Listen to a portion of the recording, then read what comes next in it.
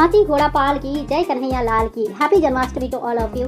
आज के वीडियो में हम देखेंगे कि जन्माष्टमी की पूरे दिन की दिनचर्या, जी हाँ, एकदम सुबह से लेकर रात का जन्म करवाने तक का, और उसके बाद हम पूजा कैसे करेंगे, झूला कैसे झुलाएंगे, तो संपूर्ण विधि इस वीडियो में देखेंगे। तो वीडियो को स्किप ना करके पूरा देख लीजिए, आप लोगों को बहुत ज़्यादा अच्छा लगेगा। तो देखिए, सबसे पहले ठाकुर जी जब नींद से उठते हैं तो नाइट ड्रेस में ही रहते हैं, तो हम एक चौकी लगा लेंगे, या सुबह का ये वाला जो पूजा है ये अपने मंदिर में भी आप कर सकते हैं। सुबह का एकदम से सरल पूजा विधि मैंने ऑलरेडी शेयर किया है, आप चाहे तो देख सकते हैं। और देखिए, पूजा में कुछ और रखे ना रखे, मोर पंख हमें जरूर रखनी है, गौ माता हमें जरूर रखनी है, और बांस की बांसुरी जरूर रखनी है। ये तीन चीज़ों का ध्यान आप लोग जरूर रखिएगा। और लड्डू गोपाल जी अगर नहीं है तो आप राधा कृष्ण जी की फोटो के साथ भी पूजन कर सकते हैं। तो आप सबसे पहले ठाकुर जी को हम नींद से उठाएंगे, उनको दूध का भोग लगा देंगे या माखन मिश्री का भोग लगा देंगे, और फिर उनके स्नान का व्यवस्था करेंगे। स्नान सुबह के टाइम पे आप पंचामृत स्नान करा सकते हैं, कच्चे दूध से स्नान करा सकते हैं, गंगाजल स्नान करा सकते हैं, फूलों के स्नान करा सकते हैं, इस तरह के स्नान करा सकते हैं। कहने का मतलब है बहुत सारी चीज़ें होती है, आपका जैसा भाव और श्रद्धा है उस तरह से कुछ विशेष स्नान ठाकुर जी को आज जरूर करवाया जाता है। इसके बाद हम अच्छे से अंगोपोषण करेंगे, इस तरह से मालिश करेंगे ठाकुर जी को बहुत अच्छे से। इस तरह से पूरे दिन महकते रहते हैं, बहुत अच्छा लगता है। आखिर बर्थडे है तो बर्थडे के जैसे ही हमें आज का दिन सेलिब्रेट करना चाहिए। पूजा से ज़्यादा भाव का पूजा होता है ये, और भगवान से ज़्यादा बच्चों का पूजा से होता है ना, माँ और बच्चे का जैसा रिलेशन होता है ना, कि बहुत ही धूमधाम से प्रेम से इस पूजा को हम लोग करते हैं। तो इसके बाद ठाकुर जी को नया वस्त्र धारण करवाया जाता है, तो हमने नया वस्त्र धारण करवाया, माला पहना दिया, और साथ में जल का छींटा देते हुए गौ माता का पूजन कर लेंगे।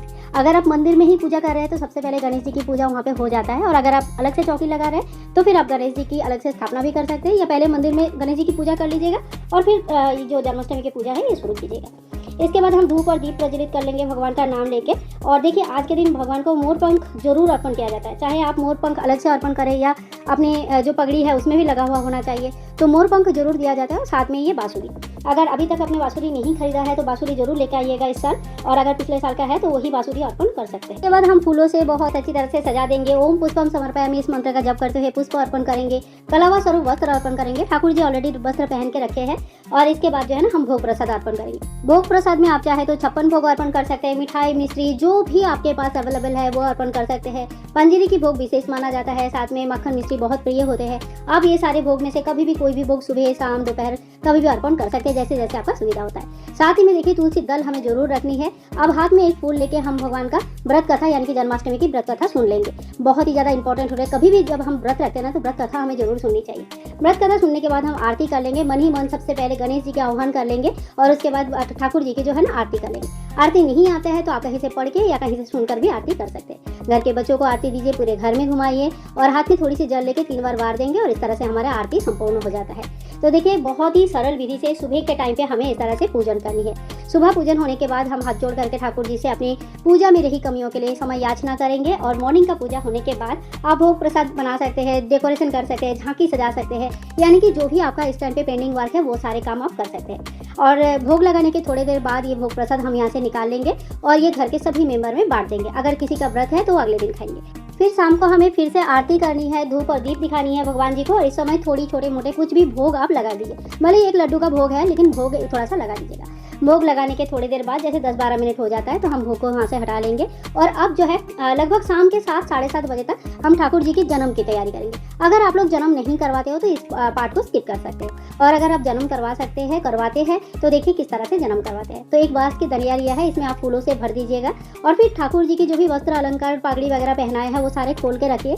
फूलों के बीच में ठाकुर जी को बहुत ही प्रेम पूर्वक हमें सुलाना है।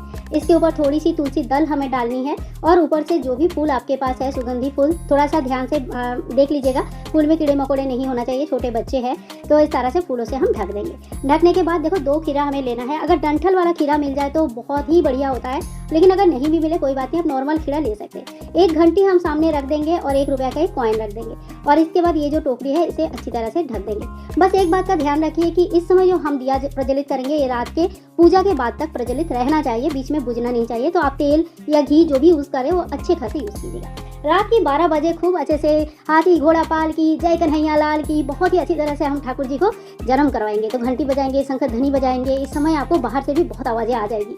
और इसके बाद जो 1 रुपया का कॉइन था ना, उससे धीरे धीरे क्लॉकवाइज, मतलब जो घड़ी के डायरेक्शन होता है ना, क्लॉकवाइज घुमाते हुए 1 रुपये के कॉइन से काटना है। इसको छुरी चाकू से नहीं काटा जाता है, ध्यान रखिएगा।